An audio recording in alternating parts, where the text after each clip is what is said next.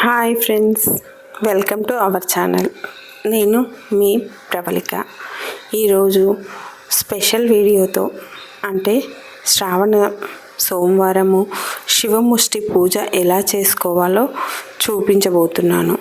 శివుడికి శ్రావణ మాసం అంటే చాలా ఇష్టం.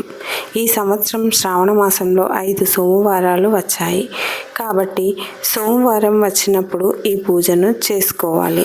5 సంవత్సరాలు కానీ 3 సంవత్సరాలు కానీ చేసుకుంటామని సంకల్పం చేసుకోవాలి. ప్రతి సంవత్సరం 4 సోమవారాలు మాత్రమే వస్తాయి, కానీ ఈ సంవత్సరం 5 సోమవారాలు వచ్చాయి కాబట్టి ఈ వ్రతాన్ని మొదలుపెట్టుకోవాలి. ఈ వ్రతంలో 5 ధాన్యాలను శివయ్య పైన పోసుకోవాలి. ఒక వెదురు బుట్టతో విరిగిపోని బియ్యము, నువ్వులు, శనగలు, మినుములు, గోధుమలు ఇలా 5 వారాలు ఒక్కొక్క ధాన్యాన్ని శివయ్య పైన పోసుకోవాలి. తర్వాత శివముష్టి కథ చదువుకోవాలి. ఫస్ట్ శివయ్యని అభిషేకం చేసుకోవాలి పంచామృతాలతోని.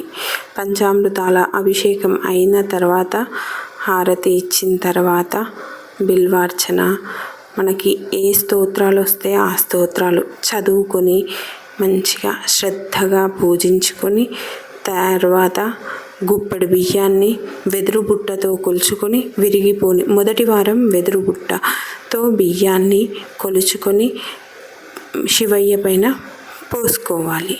తర్వాత 2వ వారము గోధుమలు, 3వ వారము మినుములు, 4వ వారము నువ్వులు ఇలా అన్ని వారాలు పోసుకోవాలి. తర్వాత శివయ్య ముందట దీపం పెట్టుకోవాలి. 11 వత్తులు వేసుకొని నెయ్యి దీపం పెట్టుకోవాలి. పెట్టిన తర్వాత బియ్యం నూకలు లేకుండా తీసుకోవాలి. తెల్లని వస్త్రం పెట్టుకోవాలి.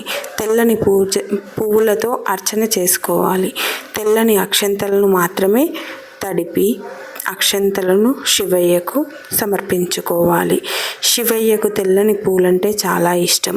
బిల్వదళాలంటే కూడా చాలా ఇష్టం. ఏకబిల్వం సమర్పించాలి, ధూపం సమర్పించాలి.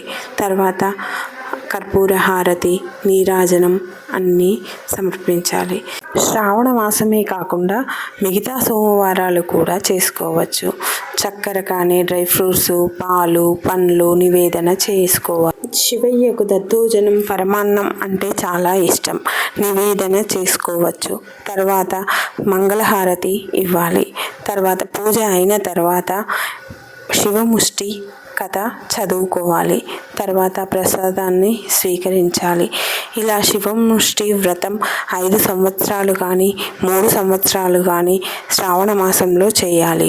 ప్రతి సంవత్సరం 4 సోమవారాలు వస్తాయి. ఇలా ఎప్పుడైనా 5 సోమవారాలు వచ్చినప్పుడు మొదలు పెట్టుకోవాలి. ప్రతిసారి 4 సోమవారాలు వచ్చినప్పుడు 2 ధాన్యాలు ఒక్క సోమవారం రోజు మాత్రము శివయ్య పైన పోసుకోవాలి.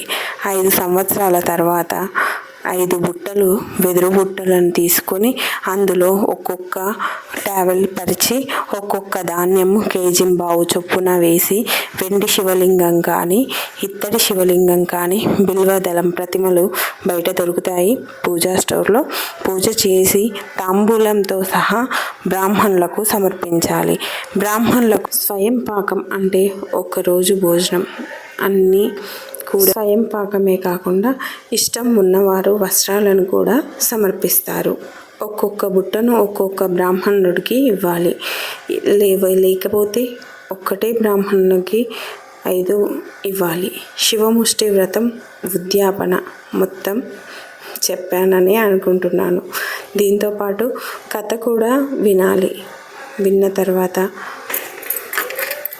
బుక్లో ఉంటుంది, చదువుకోవాలి.